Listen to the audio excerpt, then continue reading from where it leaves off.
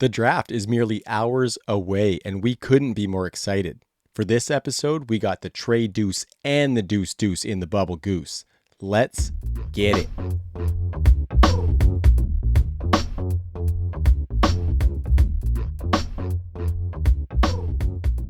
Pulling apart the fantasy football fabric one thread at a time, this is UnRavelled. I am Trav, hosting and West Coasting as always. Post it up on the Undroppables YouTube channel. Subscribe, like, leave a comment, all that jazz cabbage. With me, as usual, co-hosting the freak in the spreadsheets, Dan Wisner. What's cracking tonight, Wiz? What's going on, man? It's been a long draft season. I think we're probably all out of takes, all of us at this point, but this should be a really fun way to end it. So looking forward to it. Yeah, we are going to let our hair down tonight because we ain't done. For our video watchers, they can see we have a guest in this piece tonight, Wiz. This man has been a cornerstone of the Fantasy Football Foundation for over a decade. You might even say that he's been a terror since the public school era. He is now the CEO for the team of Heartthrobs over at Fantasy Points, but forever in our hearts, he will be the director of Dank Stats. Someone who has been a big supporter of my previous endeavors and now joins us on UnRavelled. Super thankful to have you, Mr. Scott Barrett. How you doing tonight, brother? Happy to be back. Love your content always. Love being a guest on your shows. So excited about this for the folks listening. Even if you're listening after the draft already took place, I think this could be a fun episode for you because it's gonna be a lot, we got wrong, but it'll be entertaining at the very least. And that is what it's all about. We are fired up. Lots of good stuff happening for the Undroppables right now. It's kind of fantasy points week for us this week, fellas. Graham Barfield is on the Undrafted Fantasy Football podcast. They recorded today, and that will go out within the next couple of days, probably tomorrow. Find that on all of your favorite audio platforms. And shout out to Two Bars, the most infamous rap duo in the fantasy business. And that would be made up of you, Mr. Scott Barrett, and Graham Barfield. There was a time that I was actually in line to produce your guys' rap album too, if you recall. So we can still keep I that know on we the got to get table back for to sure. that. You That would be sent me incredible. some bars that were absolute fire. Yeah, I'll ghost right for sure. For Yeah. sure. But yeah, like I said, just heartthrob city over at fantasypoints.com. Got Scott, you got Graham, Joe Dolan. I call him the best host in the biz by a mile. He's my favorite. Tom Brawley will make you money. And then, of course, the Godfather, Mr. Hansen. Then you got those guys that grind harder than I thought humans could do in Brett Whitefield, Chris Wecht. Then some of my faves, good old Jake Tribby and those Costco glizzies that he likes to devour. And of course, the Dynasty Tilt crew with Tom and Jacob coming over. You guys have just done a really good job adding to the team, Scott. So I wanted to give all of the fellas some love. Go subscribe to fantasypoints.com because Wiz and I use their content, especially the Fantasy Points data suite, as basically the backbone of all of our research. So if there is a silver bullet in the fantasy industry, I think Fantasy Points is all that and a bag of ketchup chips. But what we're going to talk about tonight, boys, Scott, you have done a lot of work. You're dropping a ton of stuff throughout the off season. And just this past week, you dropped the final of your rookie model articles. These things are like Bibles for each position, Scott. They are a full rundown. And as somebody who doesn't often have the time to get as deep in the weeds as I would like to, I appreciate you for doing that for us, man. One appraiser even had one of those articles, the wide receiver one in particular, valued at a cool 50 G's. Is that right? So I think it's worth every penny, Scott. Yeah, I appreciate it. So every December, like I look forward to this. I look forward to just staring at spreadsheets and writing basically half the length of Catcher in the Rye, all about rookie prospects. And I write these articles for me, and I had a blast doing it. And that was a great plug of the site, by the way. We're not paying you for that. That was No, that was dude, you excellent. know that I'm a fantasy points ride or die. Like I bleed that shit. So I could rattle that off in my sleep, my man. You guys are just the best. And you guys have supported my work a lot. So, fantasy points is where it's at, baby. Oh, I love it. I love it. All right. So yeah, these articles, man, they are so good. You have to go and subscribe to fantasypoints.com and soak them up. I have read most of them, Scott. I'll be honest. I'm not through all of them. I like to make sure I can sit and process as opposed to being multitasking or having children around. Wiz, I know you fired into those bad boys too. Just an exciting time of year to see all the stuff Scotty V's got going on, eh? Oh yeah, man. I mean, look, I think I kind of got into this space, quite a bit last year. And Scott, that's kind of when I started to get introduced to some of your work too. And after following what you guys have done over at Fantasy Points, and kind of talking to you lately here, it's been really cool, kind of hearing about the process and what goes into it. And for anybody that hasn't checked those out, I know Trav's kind of hammered it home here, but it's about the best primer that you can get, for some of your rookie drafts coming up here after the NFL draft. So just couldn't recommend those anymore, Scott. You did a fantastic job. Yeah, I appreciate that. I would disagree. I would just say these aren't for everyone. This is probably way too in depth, and for the wide receiver article, I think you come away with more questions than answers. But yeah, like I said, yeah, I wrote this for me, so it's certainly not for everyone. If you want just like quick hit, easily digestible information, I recommend the Fantasy Points Prospect Guide, which is what Brett did based on film. Sharpest film line I've ever come across. His track rate on prospects is incredible, probably unrivaled among, any film expert in the space. So, yeah, there's that as well. But if you are an uber nerd, I think you'll like my articles quite a bit. Guilty. Yeah. Yeah. So let's get into it, boys. Enough of the sweet nothings. We all like each other. That's all good and well. But let's talk a little fantasy football. Tonight, we're going to go into some of the draft storylines. This show will be dropping on draft day. We're recording the night before. So like I said, Scott, you've been working really hard. I know that you're taking a little bit of time off in May. So we're just going to take it a little easy. We're going to call some shots. We're going to talk about some landing spots, some player fits. I always know you got those dank stats in the knapsack, so I cannot wait to get into it. And we're going to start with the position that is going to be the most plentiful towards the top of the draft, and that is the quarterbacks. As of now, there is only one of them where we know where he is going to land, and that would be Caleb Williams to the Chicago Bears. So, Scott, let's take a look at Caleb Williams. Like, what do you think when he comes in with what they've done with those pieces around him? What do you think about Caleb Williams' chances at fantasy stardom landing in Chicago? Yeah, so I've been toying with the idea of actually just putting Jaden Daniels as my QB1. It's just like the Konami code is just such a potent cheat code for fantasy, where it's like so hard to envision him failing. The people talk about him where he's like rich man's RG3, maybe Lamar Jackson as a ceiling. Floor is Justin Fields. But I mean, like, Justin Fields was a mid-range QB1 every week he was starting for fantasy, and he sucked ass. The guy was terrible. So like, I think it's hard for me to imagine like any pocket passer. I know Caleb Williams offers a little bit more than that, but like competing with that. And so I brought this up to Sig Bloom on my podcast the other day, and he did a good job of kind of talking me off of it, where it's just like, yeah, but like people are talking about this as a generational player. And then it's really such a nuts landing spot where you have Keenan Allen to throw to, you have DJ Moore to throw to.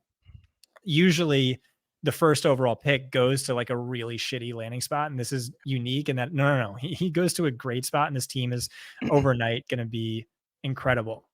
And so that's kind of how I've been thinking about it. Yeah, I think it's going to be awesome. I think he should do good. I will just say Brett Whitefield did not have him as a generational prospect. His comp is probably closer to like rich man's Johnny Manziel than like the Mahomes comps you're hearing, or any Aaron Rodgers or any of the other ones. But I still think it's really close.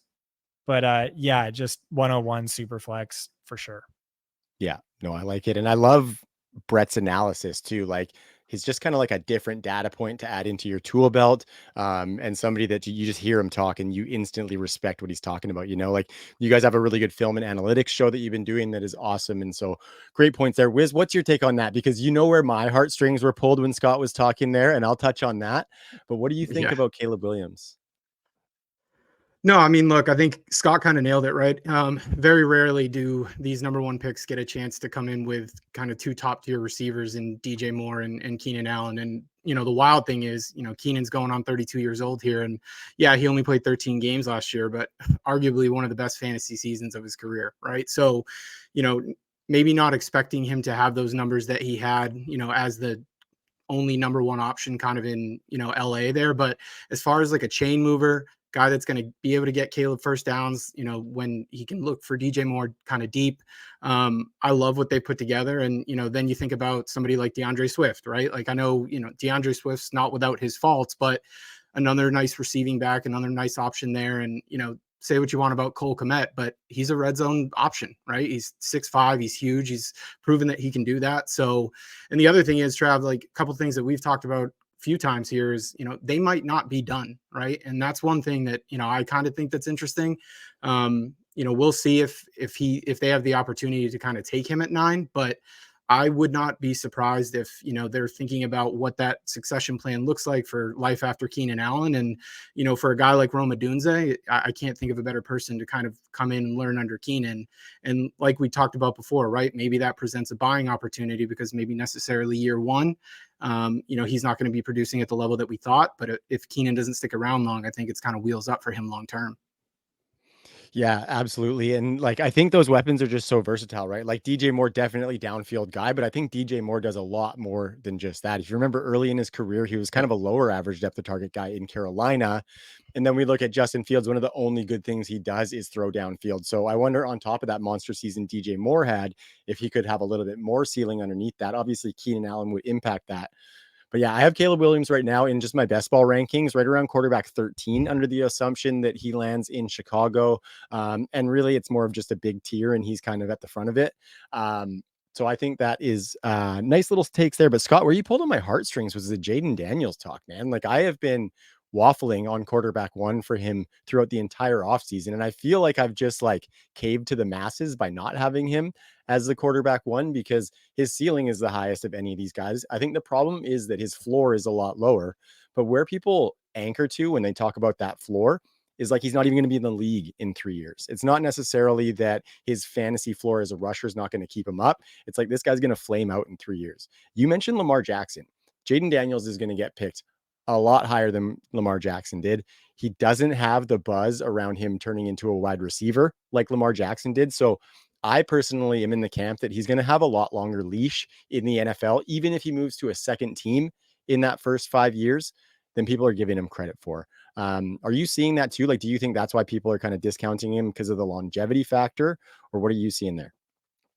Yeah, I have no idea why. Maybe just recency bias with Justin Fields, or overreacting to the pressure to sack thing, which just keeps being twittered out on Twitter.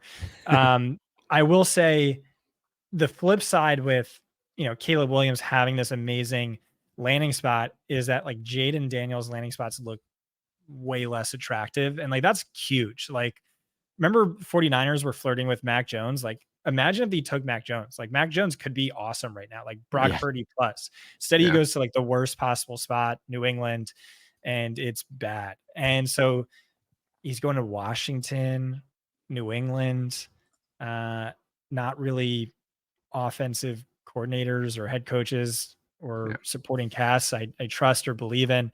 And so that's the concern. You know, where Caleb is the sure thing, but still, even if he goes to Washington or New England, like that, the rushing upside is massive. Like, I'm going to have Jaden Daniels above Caleb in redraft for sure.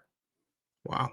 Yeah, I think so too. I actually would probably give a little bit more stock to those wide receivers in Washington. Like, I think he came from that offense in LSU that had 2 studs.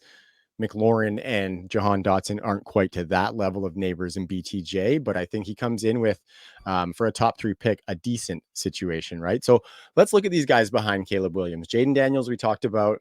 Drake May and JJ McCarthy, who is Brett Whitefield's quarterback 1 in this class over at Fantasy Points. This is where we call our shot, fellas. This is the party and bullshit element of the podcast, where we just get to have some fun. So looking at those 3 other quarterbacks, we talked about Jaden Daniels potentially landing in Washington. Drake May looks like he's going to be right on Jaden Daniels' tail.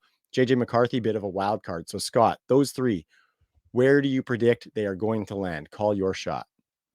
Yeah, so I'm working on my final mock right now. I have it Commanders taking Jaden Daniels, Vikings trading up with the Patriots to take Drake May, and then McCarthy falling to the Giants at 6. What I really want to do, though, is put JJ McCarthy to the Commanders at 2. This is my conspiracy theory. And like, I'm starting to actually believe it, where so what's happened throughout the process is they had that first initial meeting, and it got leaked out that it did not go well from Washington's side or point of view. And then, I guess they didn't really meet, they didn't talk. And then the final meeting was Jane Daniels coming out with all 4 teams. And so the first time, it got leaked that the meeting went well, agent threw Washington under the bus. And then more recently, the same exact thing happened, basically implying this is like a Mickey Mouse organization. And just today or yesterday, it's Jaden Daniels really wants to be a Raider, and he didn't like how Washington did X, Y, and Z, but he'd go there if they drafted him. And so you could read this a few different ways. Like maybe Washington's shitting their pants, like, oh crap, we screwed up. This guy, doesn't really want to go here anymore. I'm kind of reading it the other way, where it's like Jaden's agent knew really early on Washington wasn't really a fan. And so they're kind of do damage control where they're like painting Washington in a negative light and saying, no, Jaden doesn't want to go there. It's not that they don't want Jaden. You're hearing Schefter and everyone else saying Jaden's the pick. What is that based on? It's based on them talking to 32 NFL teams, or like as many teams as they can, and the vast majority having Jaden Daniels top 2 among their quarterbacks. And I think that's real. I just think Washington might not be one of those teams. And it's like, this was brought up to me by a follower, and I thought it was incredible. It's like, what a 3D chess, brilliant move by the GM to invite all 4 quarterbacks, because then you get to pick up on nobody came to his birthday vibes, right? Yeah. Where it's like, Bo Callahan. Who's the alpha of the group? Who has the most charisma? Who's the natural leader? And then who's the Bo Callahan? And it seems like Jaden Daniels, a bit of a whiner, might be the Bo Callahan. He just can't handle JJ McCarthy's off the chart intangibles and the fact that he makes a killer grilled cheese. So I guess that's, I don't know. It's just interesting to me. It's fascinating to me. Yeah. So I wouldn't be shocked if Washington shocks the world with their 2nd overall pick. Interesting. Well, if you believe that too, go throw a bet down, because the line's looking pretty nice on JJ McCarthy with the 2nd. Brett bet JJ McCarthy 2 overall, 3 overall, 4 overall, 5 overall, top 5. Like before the combine, before the Senior Bowl even, because he called me and he was like, by the way, this is not from a fantasy perspective, from like a real NFL. He's like, bro, I've watched every snap of every guy multiple times, and you're going to hate this, but JJ McCarthy's the best quarterback in the class. And I'm like, no, if he sucks, we're going to look so bad. And he's like, no. I believe this is 100%, dude. He's a stud and everyone's missing it. And the next thing I said was, okay, bet this immediately. I'm in Texas, so you can't bet. Like, bet this immediately. Tell all of our subs to bet this immediately. So he is going to print when JJ goes top 5. And if he goes 2nd overall, he's going to mega print. Plus 1,100 on DraftKings right now for JJ McCarthy to be the 2nd pick. God, I can only imagine what it was pre-combine. Oh, man. Brett's going to make a lot of money. Brett's going to like a lot of money. I like that. Wiz, what do you think? I know you like the trade that Scott just mentioned for your Patriots there, because you've been talking about wanting them to trade out and stack some picks as well. Yeah, look, I mean, it's tough, right? Because I think you really don't think that you're going to get so many chances being up this high, right? And, I hate kind of taking the cop out of, using that answer and saying, since you're not going to be up here, you might as well take the quarterback. But the reality is, like, our defense is solid. And if you're not going to have the chance to be up here again or close to this high, you need a quarterback. Trav, we mentioned this, a couple episodes ago, but the AFC East is or the AFC in general is just murderer's row in quarterbacks. So at some point, like, you're going to have that signal caller of the future. The only way that, I'd feel comfortable moving out is if, like, it truly is an absolute haul where it's just like hard to say no to. But like, moving back for 11 and 23 and giving up 3 and, maybe you get a 25 first on top of that. I think, I can't remember who it was, but, I would hope that if the Patriots do move out, that they're asking for like that Trey Lance offer, right? Which is like 3 firsts and what was it, like a future 2nd as well. Because look, I have a tough time kicking the can down the road, especially when you kind of look at the 25 class and looking at some potential options there. I just don't know if you don't solve it now, or at least take a shot, how do you do that? I guess, Scott, one question I had for you was, if say Daniels sticks at 2, if you're in the Patriots war room, are you taking JJ over May? So, my evaluation on quarterbacks, like I said, I wrote a million words on the other positions. Quarterbacks, like, I've just never found anything analytically that matters. There's just like way too much complexity and nuance. And the only thing I know is like into to have intellectual humility with that and just admit I know nothing. So I just kind of go off of Brett, Yep. Danny Kelly, some other people I respect, projected draft capital, and then for fantasy, I tweak for rushing upside. What would I do? I don't know. I think honestly, I mean, if Brett would say for sure take McCarthy, and I trust him, so that's fine. The other alternative, which I think might make more sense for the Patriots, is trading down. Like, this roster sucks ass, right? And Belichick's no longer there. It's a new coach who you're going to be tied to for a while. Maybe he doesn't have his guys. Maybe he doesn't have his perfect scheme fits or something.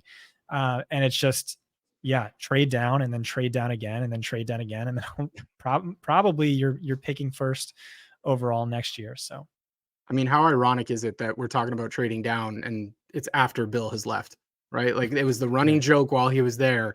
And now, there's a lot of people still calling for it. I mean, I get it. Like, that side of the coin, I do get it. Stack assets and, kind of, whether it's go the Lions route, build out from the trenches, something like that. And, maybe you get lucky in free agency, like Dak Prescott or something next year, slide him in.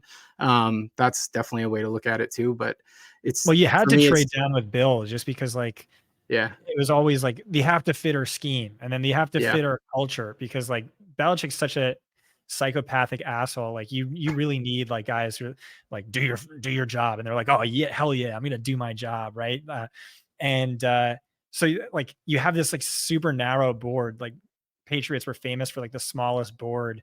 They took the Chattanooga guy in round 1, and so like, you have to trade down. But like, now you trade down because your roster is really bad and this isn't a competitive team. And it's like, I don't know if Van Pelt's that guy that is really like one of the best OCs to come in and foster one of those young quarterbacks, Yeah, that's a good point.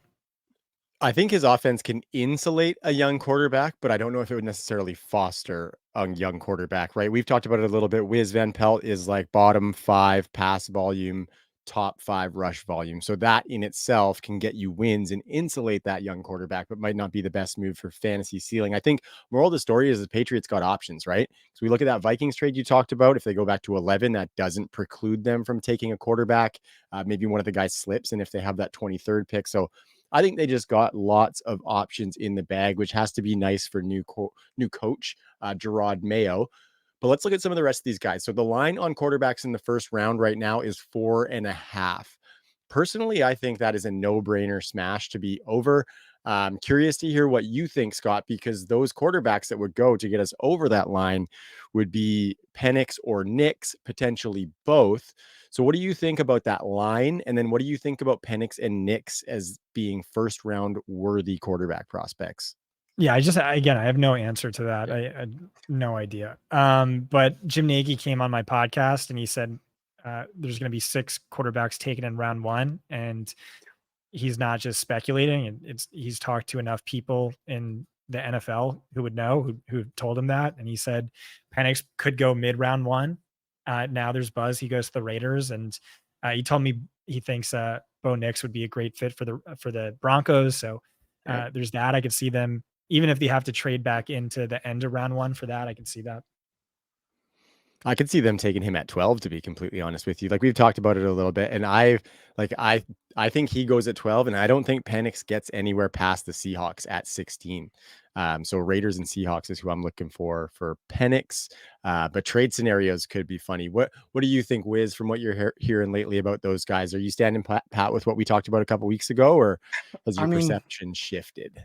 Well, I did hear Scott kind of talk through some of that with Jim, but also if you heard, Schefter, who look, I think Scott, you and Brett talked about it when you were talking through some of that commander situation, that Schefter has been, largely like a puppet for the agents, right? So there is, how much truth to this, but he was on the Rich Eisen show today and just basically said, there's the run on quarterbacks is going to start and teams are going to start panicking. And it certainly seems like that is the case. So I probably lean over on that 4.5. As far as landing spots, one of the ones that I kind of thought about today that intrigues me a little bit. I'm not a huge Penix guy, and I don't necessarily know if the Rams would go quarterback in round one. I think the scenario that I looked at was, are they a trade partner for somebody like Buffalo to hop into the teens to maybe get, something like a BTJ or, an Ad Mitchell or something like that, get that true X receiver that they need. They slide back to 28. If Penix goes there, I actually don't hate that from like a long-term perspective, like being in a McVay offense, learning under Stafford.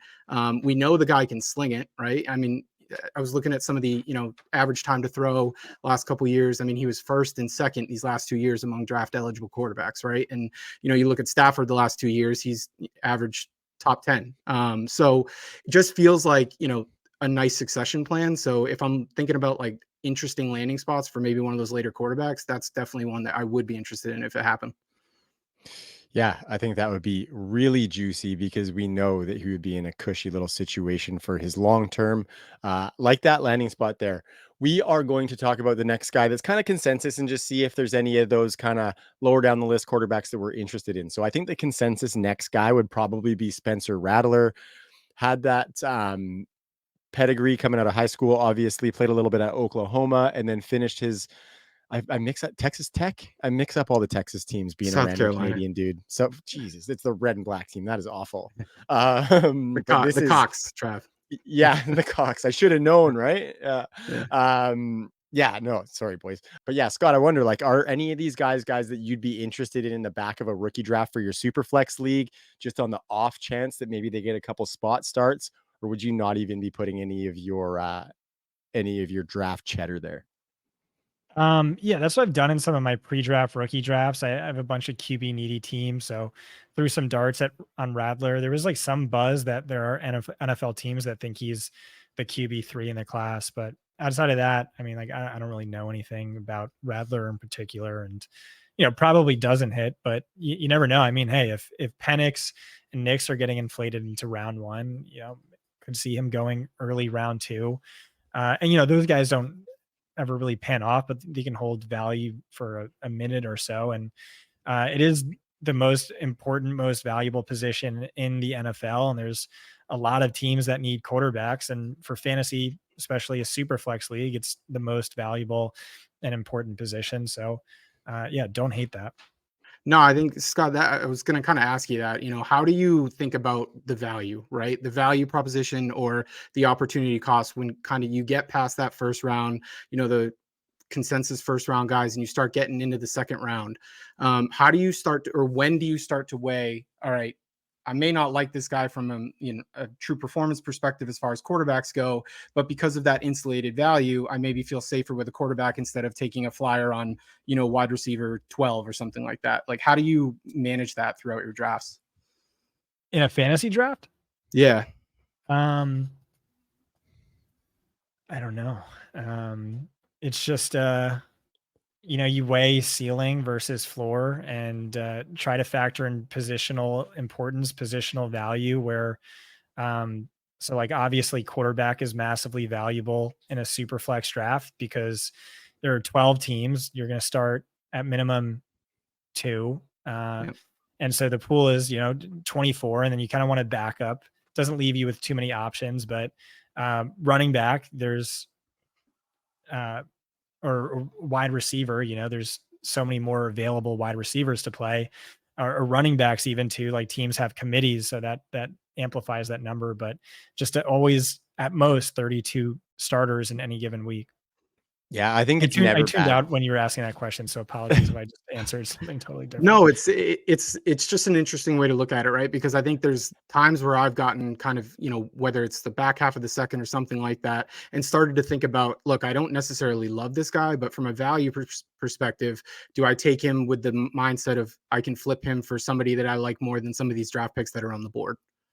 So I'll tell you, I'm in a dynasty league with Rich Rebar, and like the one thing he does is he just stockpiles all the quarterbacks that no one wants. That's a pre-draft Or rookie draft, and like so, like Daniel Jones, he had Mac Jones, he had Justin Herbert. I mean, he was going super late when we drafted that one year, and like he would just buy them dirt cheap and then sell high and make a killing off of it. So like again, it's such a valuable position. You Yeah. get earlier draft capital than expected, or a guy's going to be starting, his value explodes, and so you can turn a nice little profit on that, even if the bust risk is super Yeah. high. yeah, I think if the bust risk is high, you're just looking to sell sooner, basically, right? And I'm Yeah. kind of in the same camp as Rebar, just because even guys like Andy Dalton the past few years where he's getting spot starts, Tyrod Taylor guys, like just put those guys on your bench for free because the second they get a start, you find a desperate team who has no starting quarterbacks, get something for them. You're not getting a ransom necessarily, but you're getting something, maybe a third round pick, which in this year's rookie draft is going to be extra valuable because of some of the guys we're about to talk about. We're going to move off quarterbacks and move into the other juicy position in this class, and that would be the wide receivers. Scott, we are into that wide receiver article, and I will tell you it's beautiful. I think you're being a little bit humble earlier, saying that it's not for everybody, because you did include a TLDR section in there. So if people want to just check that stuff, they can see your Cole's notes. So I think you made it usable for everybody. The line for wide receivers in the first round right now is at 6.5. And to me, that's a hell of a time for fantasy football gamers. We're going to start at the top, fellas, calling our shots once again. The big three: Marvin Harrison, the pterodactyl, somebody, Scott, who you said is worthy of the 101, even in Superflex in that article. Malik Neighbors is an electricity god. He's a top 5 analytical profile in your model, Scott, over the last decade. Manual adjustments maybe brought him out of that a little bit. Go read the article to see why. And then, of course, Rome Odunze, somebody who I refer to as Alpha Romeo, someone who you concluded is a richer man's Chris Olave in the article, Scott. So those three guys, give me landing spots for them, probably in the top 10, but maybe not if you want to spice it up. Let's hear it. Yeah, so Arizona is the perfect landing spot for Marvin Harrison Jr. Arizona was one of the better teams in the league against zone. Trey McBride crushed zone. They were one of the bottom 5 teams in the league against man. Rondale Moore, Michael Wilson, bottom 5 of like 110 plus qualifiers. You can check that out in the Fantasy Points data suite. And so what does Marvin Harrison give you? It gives you what they so desperately need: an elite man beater, an outside alpha wide receiver 1. And so you have Trey McBride crushing against zone. You have Harrison crushing against man. I think that's awesome. Malik Neighbors, my landing spot, maybe just because I'm a Giants fan. Giants, it's also the most popular. I just think Darren Waller is going to retire. They've needed hands for, I don't know, 6 years. They've been weak at the receiver position. And so I think he could be like a wide receiver 1 for you, and then also do all of the Wan'Dale Robinson stuff that Brian Dable loves, but like at a much higher level than Wan'Dale Robinson. And so despite like quarterback play being atrocious, if they take him instead of McCarthy, it's, I think, a good spot for fantasy. Like that, the PPR floor is going to be nice, and there's upside beyond that. Romo Dunze, I've struggled with a bit more to find a good landing spot. I think you said Chicago's in play. That would be really interesting. Keenan Allen doesn't have, he's on the last year of his deal. I think DJ Moore doesn't have any guaranteed money after this year. So it could be like better than you think. I think in my mock, I ultimately put him to the Patriots in a trade down, but I also really like the Jets. He's getting those Devontae Adams comps, so Aaron Rodgers, I think, would love him.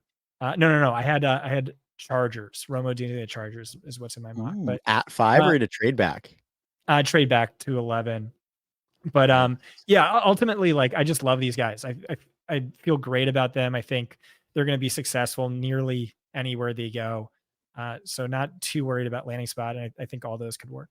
So I agree with the Malik Neighbors kind of landing spot, especially in like from a Giants perspective, being a little bit QB proof, kind of the way he wins. Would you be more worried about somebody like Roma Dunze landing there and his ability to kind of produce, just because he has to produce in such a different way and probably is a little bit more reliant on better QB play than necessarily Neighbors? Yeah, for sure. Like with Neighbors, I'm banking on like screens. They're Yeah. PPR cheat codes. The expected catch rate on a screen is like 98%. It's just basically handoffs with a free PPR point, and he's a yak god, where Odunze's not. Harrison Jr. underwhelming via yak and all that stuff. So that's really just for him. But I think that's partly why that's the most common landing spot. Yeah. He's kind of fit stable and what they have on offense right now. Yeah, totally. And so as much as I would kind of hate that landing spot due to my fandom, I think I like everything that you said based on the fact that, like, at the very least in New York, Malik Neighbors is a high floor compiler. At the best, he gets to put his skills to the test, and maybe he elevates some of that quarterback play with the types of targets that he does get. I have the same as you, Scott, except I have Romo Dunze going at pick 9, not necessarily to the Bears. The Bears only have 4 picks in this entire draft. And so I think that 9 spot is a huge candidate for them to come back, especially if one of those quarterbacks is still available. So I have Odunze. Well, I guess if the quarterbacks are available, they're not going to get him at 9, but somebody else might come up if the quarterbacks are gone and Odunze is there. I think you're right. I think that's a great trade down spot. Yeah, exactly. And like four draft picks for that team. They already have a sick team. They're going to be adding the quarterback of the future. Add some more young guys to that for some of these guys that are going to leave. I think that would be a nice way to start off a regime for that staff for sure. Imagine Buffalo trying to trade up, and not for Brian Thomas, but trading up all the way to 9, a la, Atlanta and Julio Jones, and going up to get a Dunze. That would be awesome. That would be amazing. Yeah. I just Vince McMahon. I just keep imagining people who listen to this after the podcast, and like if they're Bills fans and they get Adonai Mitchell and they're like, oh, that would have been so awesome. Why didn't we do that? So real quick, Scott, if that happens, like, would you be inclined to move him up to wide receiver 2, or even consider him at 1 if he's tied to Josh Allen? Oh, then that comes into play. Yeah. Then that comes into play. I will say I have concerns about Joe Brady. But where maybe that's not as good as people will think it is. Like, but that's more like a redraft play. It's just being tethered to Josh Allen. And after they lost Gabriel Davis and Stephon Diggs, no, that's awesome. That's going to be so much fun. Yeah, I actually saw a mock where that happened. I can't remember whose it was, but I was looking and I saw somewhere where that happened. And it would be interesting to see the haul that the Bills would have to pay up to get up there for an elite wide receiver versus the haul for a quarterback. So fun to be had tomorrow. And I am also very excited to reflect on some of the takes from this show, because it's I hope we just nail on all of them, boys. The next group of wide receivers is where it gets super juicy, because the range of draft outcomes is much, much wider. Very excited to hear you tell us what you think, Scott. So these guys, extremely fantasy relevant. We're looking at guys like Brian Thomas Jr., Xavier Worthy with that blazing speed, Lad McConkey. Don't pigeonhole me into that standard white receiver role.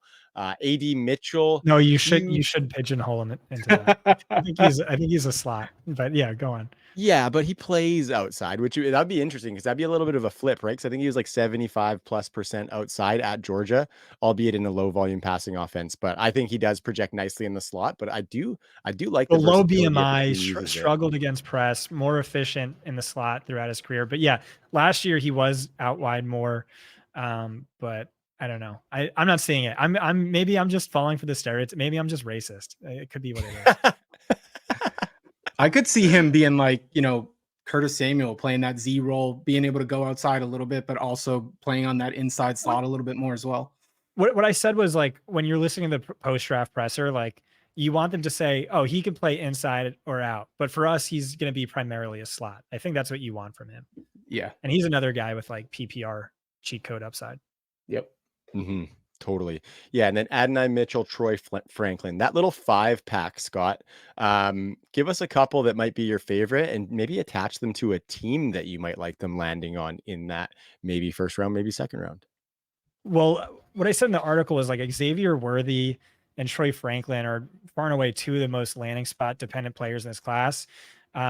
Because the low BMI is a concern. You're seeing that being less of an issue now with teams increasing their rate of motion and getting these skinnier receivers free access off the ball. So it's really important to me that they go to teams that use motion at a really high rate. The good news is like I think those are the teams most likely to draft them. And like the even better news is like those are all the best teams in the league. Like no surprise, like the teams who like know the efficiency hacks at the NFL level are the best offensive teams. It's Miami 1, it's Rams 2, Chiefs 3, Lions 4, all the good teams. And so those would be my like what I wrote in my article was may God have mercy on our souls if Miami takes Xavier Worthy. And that's exactly what I said about Devon Achane last year. And so that's what I would say. I think Brian Thomas, or Jaguars, I was torn between Brian Thomas and Adonai Mitchell. I think it depends on if there really is this run on wide receivers. I kind of believe it's being overhyped and maybe only 5 wide receivers go in round 1. Yeah. And then McConkey, obviously the dream would be Chiefs 32, but that's kind of the dream for everyone. Agreed. Would you be worried about some overlap with McConkey and kind of the way that Rasheed was used that first year, like really, really close to the line of scrimmage, like primarily kind of a slot guy, not really utilized downfield, even though that's kind of how he was pegged coming out at SMU. The Chiefs really kind of flipped his usage that, his rookie season. Yeah, that's exactly right. But like, that's why I like it. Is like, to me, he's just like a way richer man's version of what Rasheed gave you in that role. The big concern with him is like, can he stay healthy given all the injuries he had and the lower BMI, not super red flag levels, but lower. But like, if that was an issue, I just see him stepping into that and just crushing that role. Yeah, that's fair. Yeah, for sure. I'm looking at grinding the mocks right now, Scott, and they have exactly 5 wide receivers going in the first round with because what Worthy. sorry to cut you off. No. Because like what has this Chiefs offense become post Tyreek Hill? Teams are playing a lot of too high coverage against him. Yeah, and he's just not throwing deep at all. Like I went to war over this on Twitter, where it's just like it's insane how much of Mahomes' production has come on balls thrown behind the line of scrimmage. And he's like not throwing deep, and he's not really successful when he's throwing deep. I think he had 1 deep touchdown throughout the entire regular season, where like Baker Mayfield at like 13. Goat in the short area. Lad McConkey, filthy with that. Great route runner, which is something they clearly lack. Kadarius Toney doesn't know how to run routes. So yeah, really like that. But sorry for interrupting you. No, that's all good. I like that because apparently I heard recently that Kadarius Toney is the most talented wide receiver on that team, right? Yeah, it'll be interesting to see with Hollywood Brown in there if they make a concerted effort to push the ball down the field more, or like if it's a Worthy versus a Lad, that could really tell us some of their intentions as well, with Worthy maybe being one of those field stretchers for them. So I am stoked for that group because I like the landing spots too. You mentioned Detroit in there, Scott. They're one of my first round landing spots for a wide receiver that would be excellent. Wiz, do you have any other player team combos out of this little 5-pack here that you like? Yeah, I think kind of looking at where some of the lines are on some of these guys, it's probably early for a guy like Franklin. But if you think about like, if the Bills fail to trade up for, the Adunze dream is dead.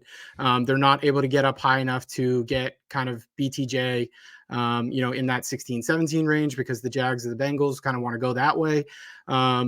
And then maybe they're not like enamored with like, an Ad Mitchell, right? Which like from an analytical perspective, I'm kind of not, right? So I think most people are. I think Scott, you're kind of in that camp as well.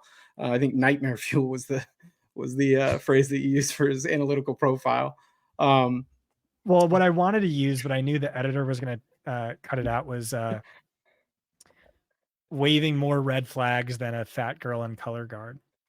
Oh, that would have been so good. Is that Joe? Yeah, Joe's pretty PC with that stuff. So. Oh man, Joe should. I bet you he loved it when he read it, but was like, "Damn, I can't keep this in." Yeah. You gotta But play like it safe. You know, we're a big corporation now, so yeah, Yeah, exactly. but you guys are just a bunch of fun dudes that love fucking sports, which is the beauty of all of it, you know? Yeah, good stuff, boys. So kind of on that, and you touched on Ad Mitchell, who might be my choice for this one. Who is a wide receiver that you feel confident, Scott, that you'll be avoiding at cost? sorry, what was the question? I was responding to the question you sent me in Discord. Yeah. I was just checking if you got an out because we're running on time here, and Yeah, I want to make I've sure got we sushi waiting for me, and I gotta get back to this mock draft. But I yes. love you so much, and dude, you are so good behind the mic, and you know I respect the Stop. hell out of Wiz, who's an analytics genius, and we could just geek out about spreadsheets all day. So how about 30 minutes? Beautiful. Beautiful. I Perfect. love it. That's what we shoot for. A clean $1.15 for a show is the money spot. So give me a wide receiver name that you're very confident you'll be avoiding at cost. Yeah, for sure. Adonai Mitchell, just Yeah. everything we said. But like Brian Thomas is another one where it's like he was ultimately my wide receiver 4, but I just like I saw a big 3 that I loved, and then a huge tier of landing spot dependent wide receiver 2s and Yeah. 3s with not wide receiver 1 upside. So like if I have the pick and like Brian Thomas is the next guy by ADP, I'm moving that pick most likely because Yeah. someone's gonna be super high on him, and it's probably not me. Yeah. Let him. Let him. Wiz, how about you? Yeah, I mean, it's definitely Adonai Mitchell, right? I mean, the only way it's not is if, somehow Keon Coleman, that first round buzz strikes back and he ends up going, higher than Ad Mitchell or something like that, which it's kind of hard to see at this point. But I can't get behind a guy like that, especially when you think about, Troy Franklin going a couple picks after him, who's just got a much better profile. I know there's those BMI concerns that, Scott kind of talked about, but, that's kind of where I was going before, right? If Buffalo does end up striking out early, right, and they're not kind of in on an Ad Mitchell, what if they went ahead and took like a Troy Franklin, right? I mean, then I think you start to see his value get really steamed up some of these super flex drafts. And I think that's where, like, myself included, because I'm a pretty big Troy Franklin guy, I'd be all over him in a situation like that. But Yeah, that would be interesting for them to go for somebody who's not that kind of true X wide receiver. Okay, how about a couple of day 2 wide receivers we're excited to see land? So, bunch of names coming in the second round. We're looking at the guys like Worthy and Lad McConkey. Maybe let's omit them because we've talked about them. But then you're seeing guys like Xavier Legette, Troy Franklin, Keon Coleman. I saw a mock draft that had Malachi Corley consensus to the Eagles in the second round, just about hurled a little bit. Yeah, Scott, one of those names, or is there one off the board that you think slides up into day 2? Day 2 names. Jermaine Burton strikes me as a Steelers guy for sure. I like that. I'll have to tell Ty that. I'll have to tell Ty that. Because he's really good, but he's also a POS. yeah.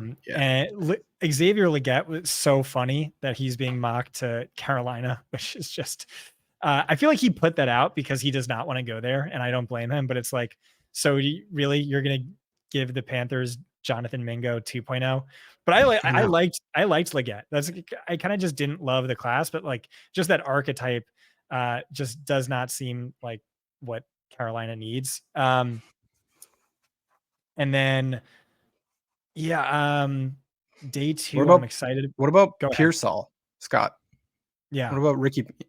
Because I know you've got him at 8 in your article, right? Yeah, so a lot of that was really just Brett has him wide receiver 5 and his film scores and input, so jacked him up based on that. But him and then Roman Wilson, who's right behind him. I see Roman Wilson for sure as slot only, and then Pearsall more like Lad, where it's like, oh, you can play inside and out, but he's better suited for the slot. Is you have to go to a team that needs a slot and is going to play 3 wide, very large percentage of the time. I haven't done much work into the landing spots. I do that typically after the draft, but like that's what you're going to want to see from him. And I do think you're going to want the GM to say, oh, he could play inside or out, but we like him in the slot. Like, I think that's worst in the class against press coverage. So I think that's what you're going to want from him. Or maybe I'm just racist against white wide receivers. Yeah. We might have a show title in there, except probably not. Wiz, how about you? A couple day tours. I know you've got some in the tank.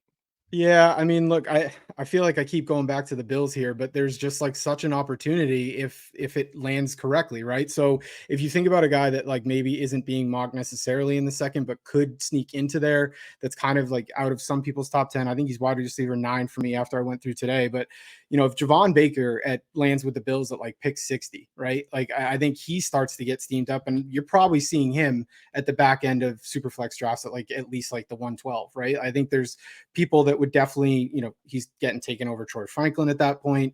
Depending on where these landing spot, I wouldn't be surprised to see some people do that.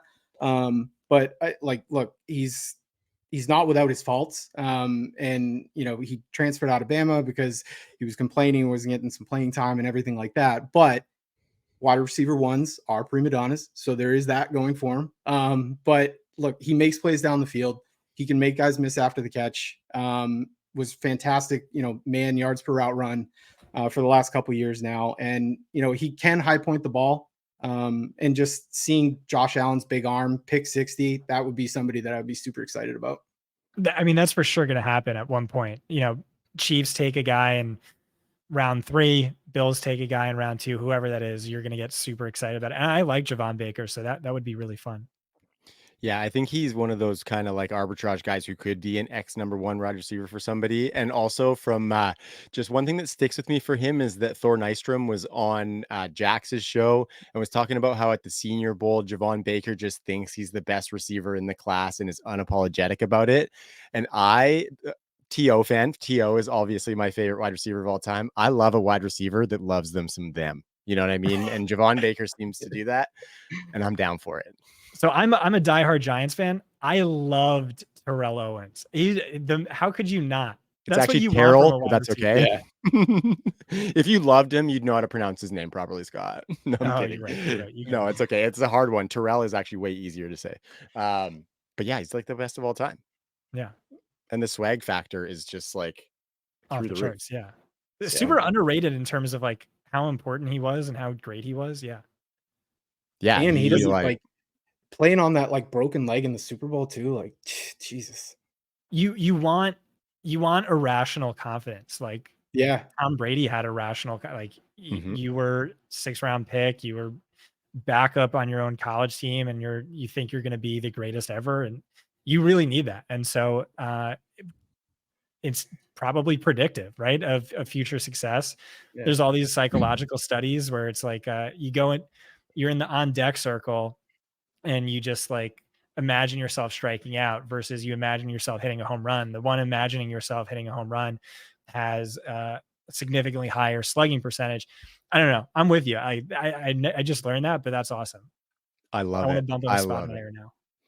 Yeah, very good. That's what I love about you, Scott, is we always get into the minutia when we get on a pod together, right down into those weeds. I love that. The names that I had was Roman Wilson and Javon Baker. So appreciate the confirmation there of my confidence, fellas. We're going to move into some tight ends here. One at the top, particularly Brock Bowers. Mr. Scott Barrett tweeted just today, Brock Bowers might be the best player in this entire draft. There is no way he slips out of the top 10. So before we talk about some of those landing spots, I want to talk about the tight end article that you wrote, because the dank stats alone on Brock Bowers, Scott, are like most writers in the industry's magnum opus as far as like the length and the research that goes into them. So I just wonder, are there any particularly choice dank stats for Brock Bowers that come to mind for you? Yeah, so I could only take part of the credit, right? A lot of it belongs to Brock Bowers for just like so thoroughly smashing absolutely everything. Just an absolute freak by the analytics. Pulling up my dang stat. Like I start off the top where it's just like not technically a stat, but like he was glaringly the best receiver on 2 stacked national championship winning teams at only 18 and 19. And then it's just, every stat you can think of, especially metrics that are predictive. Well, guess what? He has the PFF college record, which dates back to 2014, where he's the best by this, he's the best by that. But what mattered most to me, I don't know that it was my favorite. What mattered most to me like, so my favorite stat is or yards per target over expectation adjusted by depth of target. And so like I don't have access to that anymore. But it was really predictive, really important, and gl- far and away leads the class in yards per target over expectation because um, only one wide receiver, no tight end, had a better career yards per target than Bowers, and it was Jermaine Burton, whose ADOT was twice as high. So by yards per target over Crazy. expectation, not only just like easily led all tight ends ever, but it might be like the most of any receiver ever. He's just like that much of an absolute freak. Um, Beyond that, I think I had a good basic one where it was just like Georgia receivers 100-yard games, and it's like Lad McConkey 2, Brock Bowers 15, and like everyone else 0. And like, and one of McConkey's games came without Bowers, and so like what an absolute freak. Like, I Yeah. penalized Brian Thomas for, Malik Neighbors was so much more productive than him, but it's like, well, what about McConkey, who I love, where it's like this tight end just like was running absolute circles around you. So um just yeah, just about a perfect profile, minus like a few nitpicky things, but like I said, no worse than the second best tight end prospect in a decade, arguably like the third best receiver in the class analytically. Yeah, I think that was one of the coolest things that I saw was when you plugged him into your wide receiver model, like him coming ahead of Odunze. I think that just kind of speaks to the kind of talent he is coming out. Just insane age adjusted production. You look at Yeah. eight one of the variable maybe doing the heaviest lifting in my model is age adjusted yards per route run, and it's just like age 18 season, age 19 season, age 20 season, and he's top 3 on every list, and like only Malik Neighbors comes close. Troy Franklin comes a little close, and even like Marvin Harrison Jr. doesn't, at least before uh age 21 season or whatever. But yeah. I mean, to Yeah, I watch him like that. come in as a freshman and just dominate the SEC like that, like he did, was just, I mean, that's something that you just don't see, right? Oh yeah, there were like, and in the brief bio, there were dang stats that were like buried in there that, like, so he returned to the field last year, 26 days after tightrope surgery, which just Yeah. doesn't happen. But if you look at before that injury, he was averaging 90.8 yards per game, something like 4 yards per route run. And then in the 4 games he missed, Georgia saw like a 30% decrease in yards per game. Like he's just clearly such a crucial part of that great offense.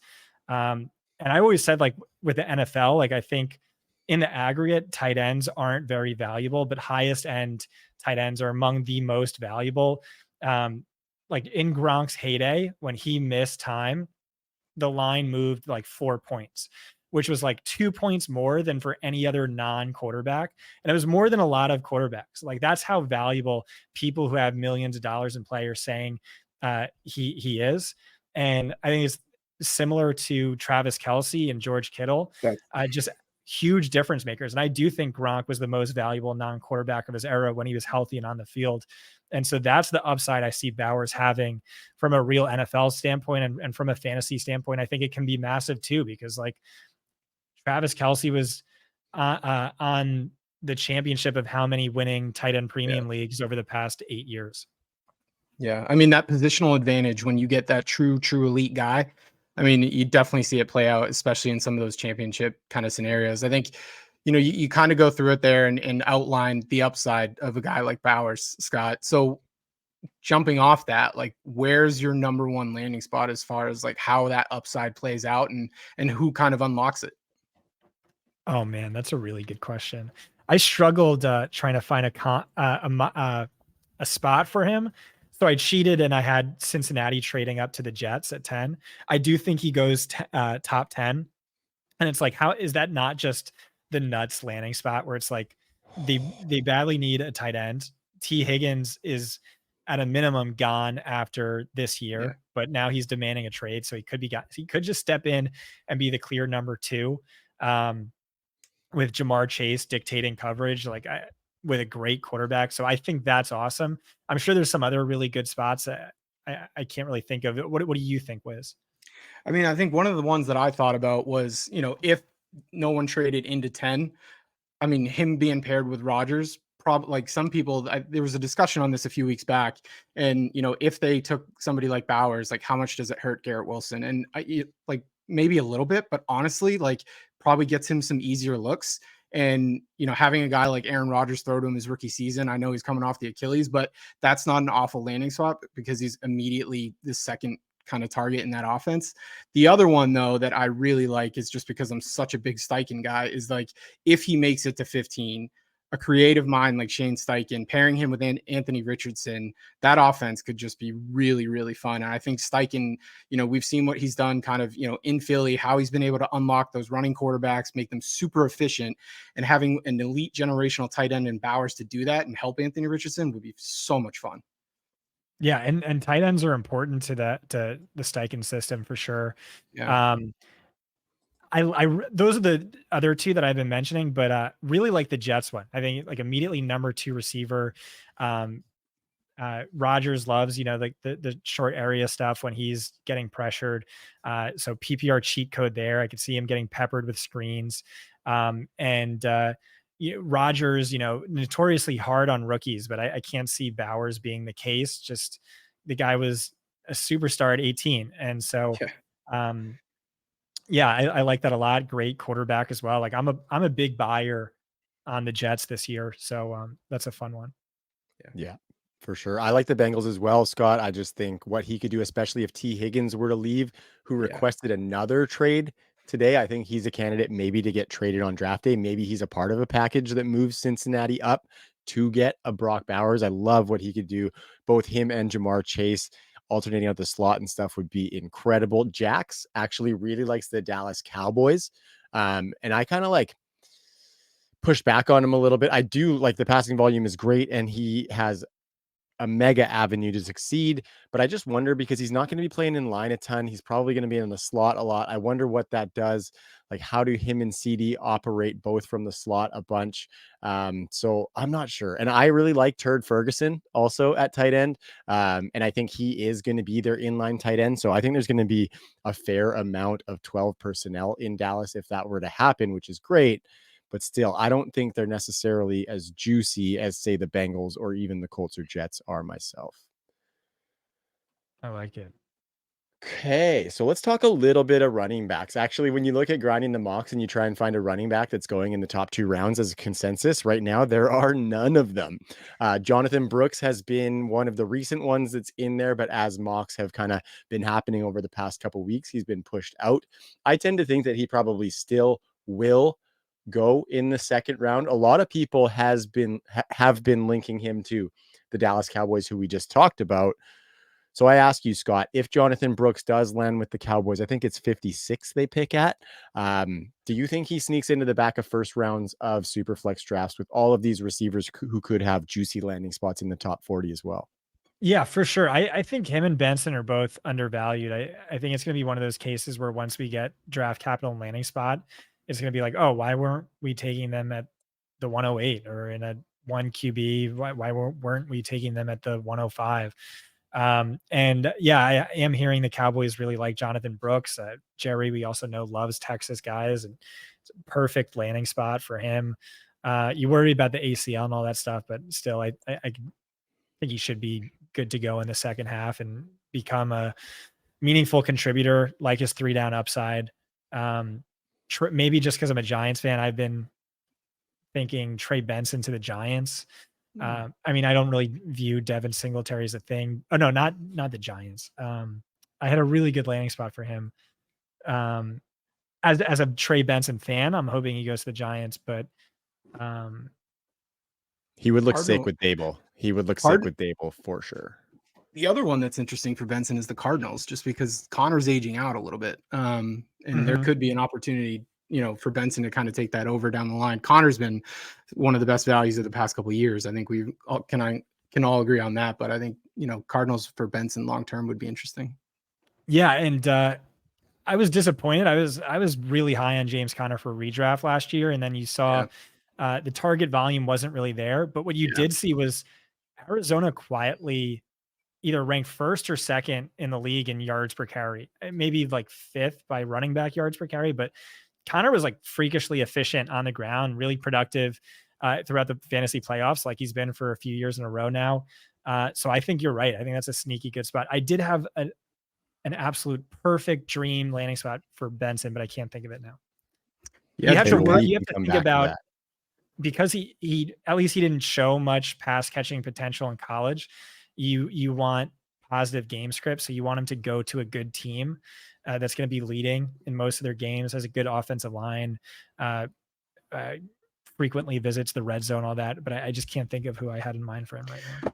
So Scott, just kind of jumping off that, the receiving real quick, right? So I know one of your favorite kind of stats for running backs is missed tackles forced per touch, right? And so do you tend to lean when a guy necessarily doesn't have like a receiving profile, you know, for a guy like Benson versus a guy like Brooks, but because he's got such a missed tackles for like a high missed tackles forced per touch rate, does that lend you to believe that he's got more upside in the receiving game than necessarily someone that has a lower?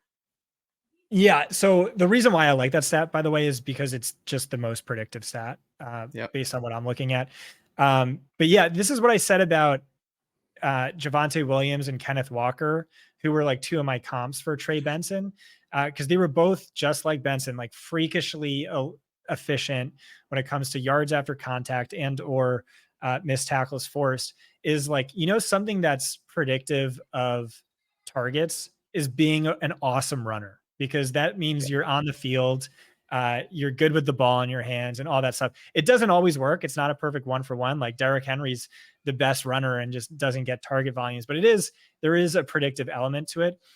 What's also is predictive. You have a low volume guy, but they rank really high in receiving missed tackles forced per reception. That's a little predictive. And he did have that going for him. But no, my model would say he's kind of just going to be like a high end workhorse or a highest end workhorse if he hits big. But you never know. Like I could see him developing into that. And Brett thinks his pass catching chops are underrated. Like my insanity upside comp for him was Nick Chubb, and he was like, "Oh, I think Benson could do way more as a pass catcher than Chubb." I like that. I And then really in like that that. case, it's like, dude, that's drool inducing Wheels upside. Yeah. Wheels up. Yeah, for sure. For sure. One of my other spots that I think could be a little sneaky, Wiz, the incumbent is one of my sells that I mentioned a couple episodes. Kansas City Chiefs. I think they could potentially dip their toes into the running back Oh, pool. Might not that's a be the great one. second round, but I don't think like Isaiah Pacheco is like a top 15 dynasty running back by consensus right now.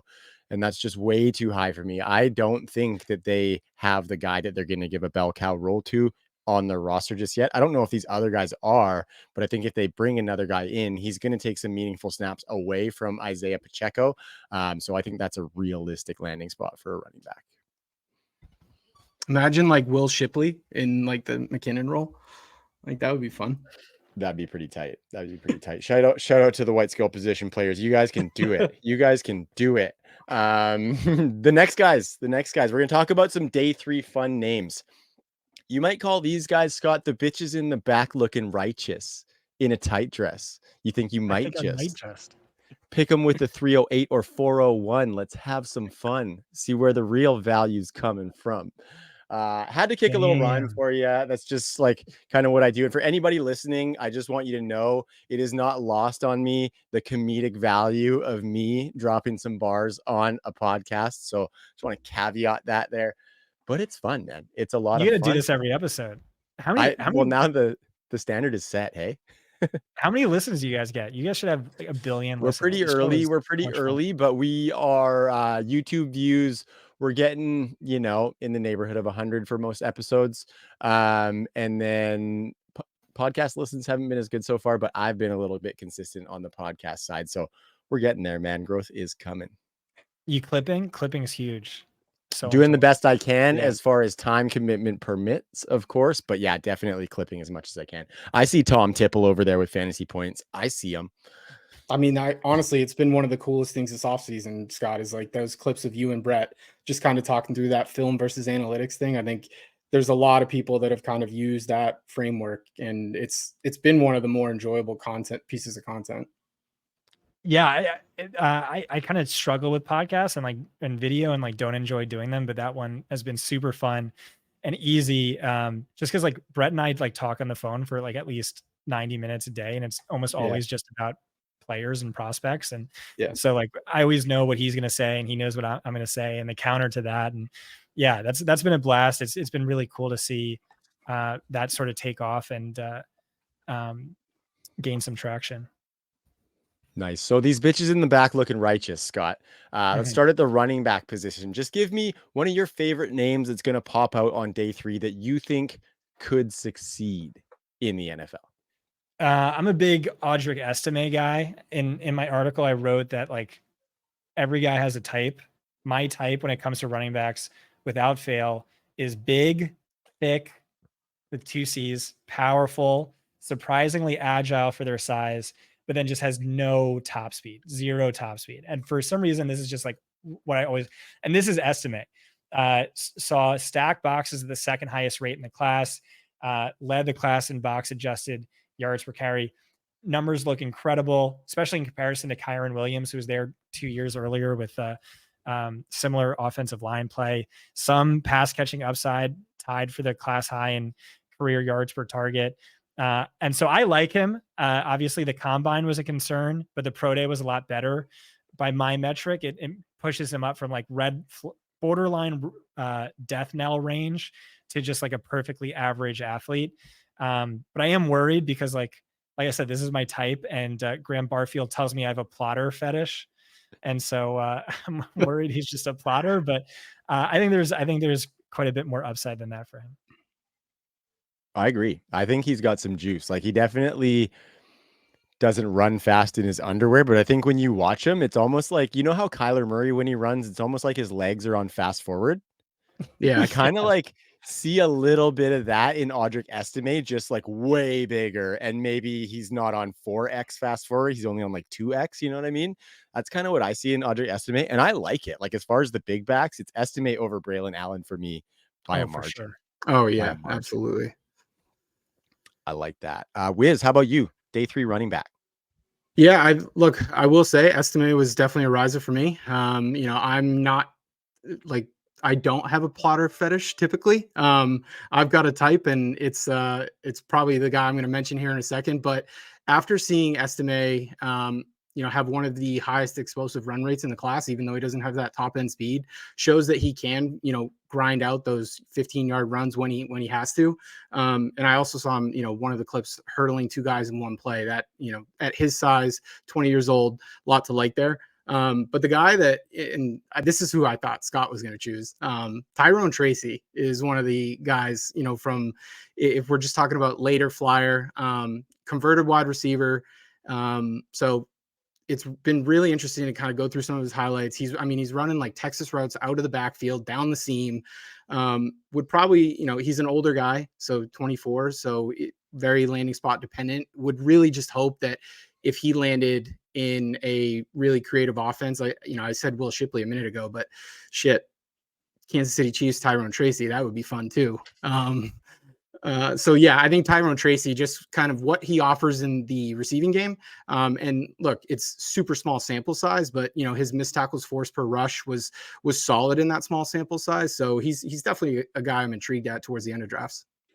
No, I dig that for sure. That pass catching upside cannot be ignored.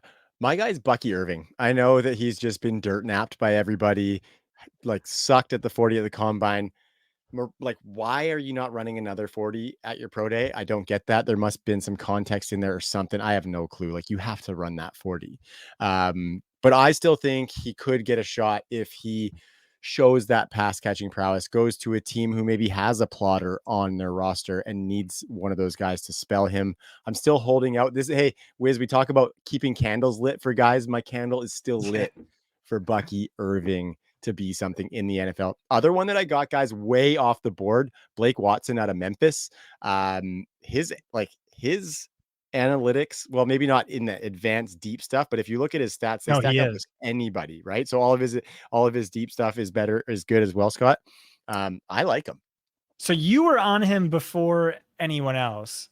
And I was on honestly, I him. can't say I was on him because I was just like, okay, I'm going to open up PFF and check these guys out. It's like, why the fuck aren't we talking about these guys? So I wouldn't say I'm on him because I'm not going to take credit as being a huge scout. But yeah, I saw those numbers and I'm like, why the fuck aren't we talking about this guy?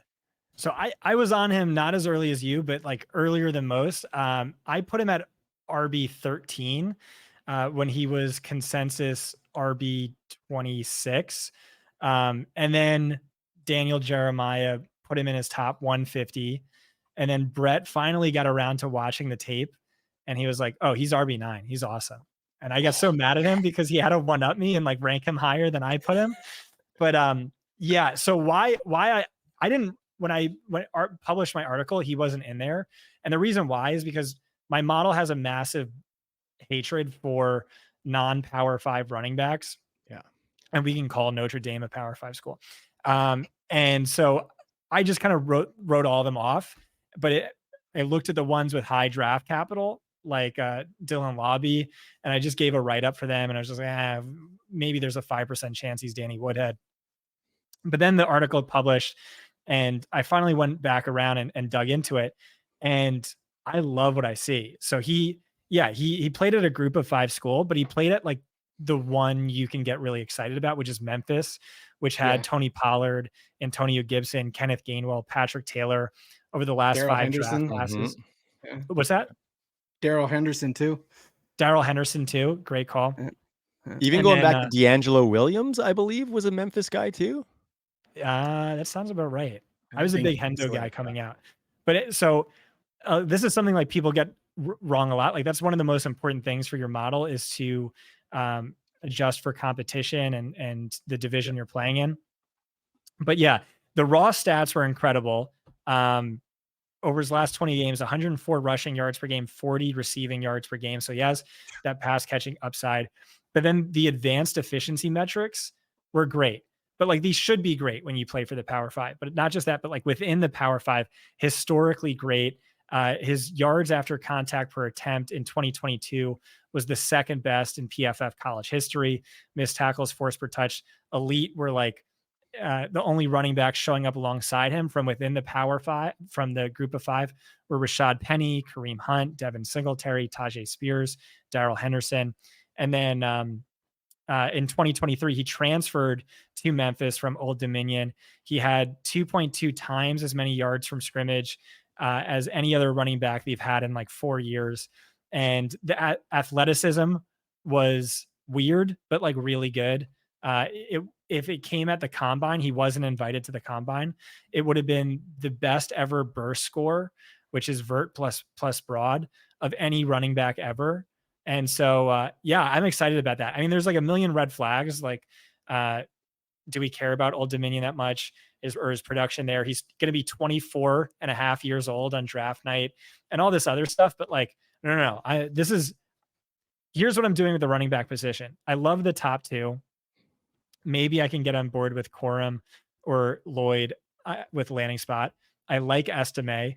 I like Tyrone Tracy a lot. And then deep sleeper, like this guy a lot. Blake Watson. Yeah, that was all music to my ears, man. Can I rewind really quick though? Yeah, because I please. came up with the ultimate landing spot for the Raiders. I think I screwed it up for Tyrone Tracy, I think, which is the Raiders.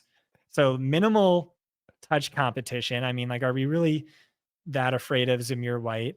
And then who is their OC or pass game coordinator, technically? Scott Turner, who drafted Antonio Gibson. And I was so high on Gibson because I watched that press conference where he was like, he could be my new Christian McCaffrey. He might be the new David Johnson. And then I like lost my mind. And like he wasn't, because Antonio Gibson has like the worst vision in football. But it's like that dream, that dream is still alive if that happens. Totally. Ty had the same dream back on the True North Fantasy Football days, was big into Gibby coming out. And we also loved us some Hendo too, Scott. So we got to get you out of here, brother. I want one more thing because I loved your piece on him in the tight end article. What's your favorite landing spot for Jaheim Bell?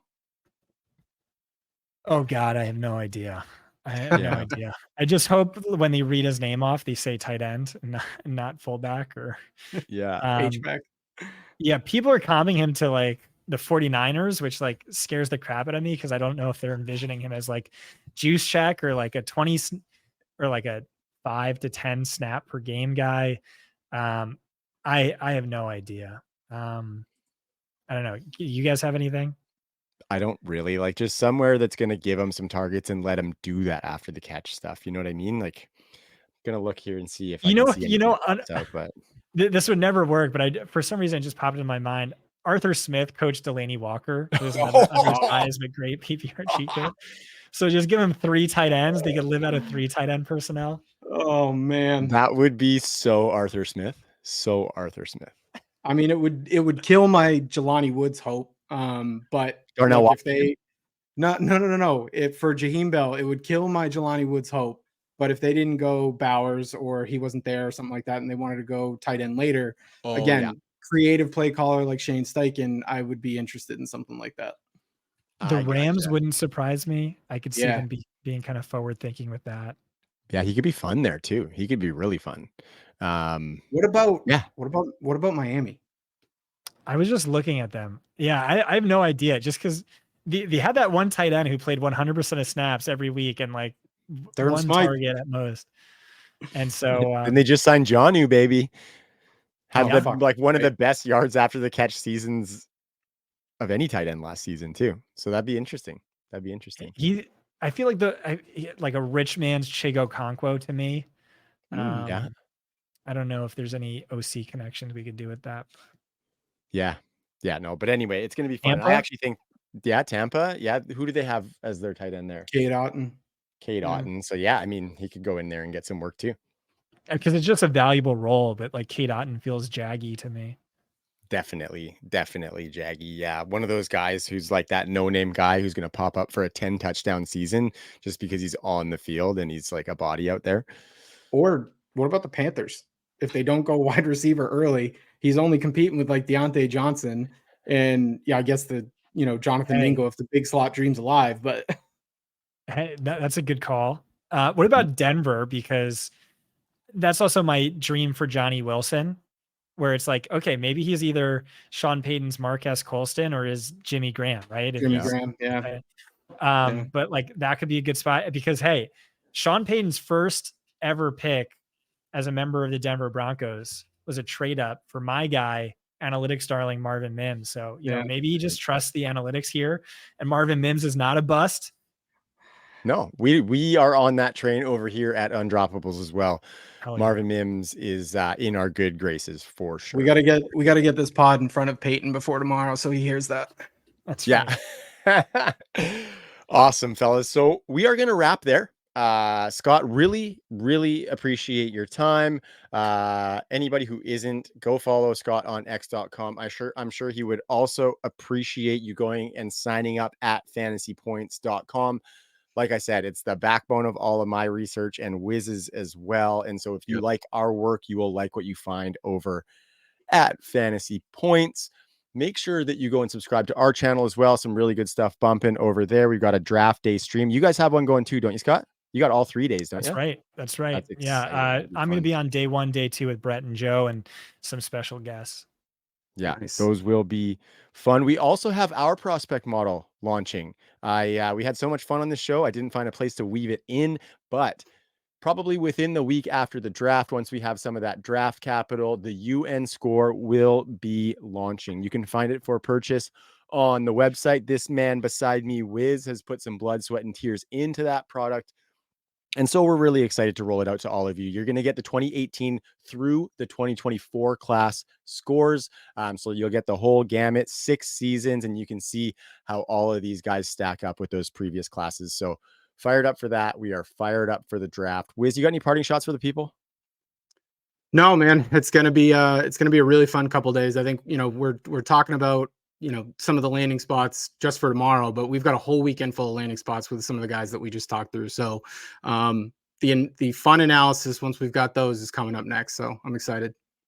Yeah, it's going to be a good time. So for Scott Barrett, For the Freak in the Spreadsheets, Dan Wisner, I am Trav. Hope you guys have a good night and have fun on draft day. Peace.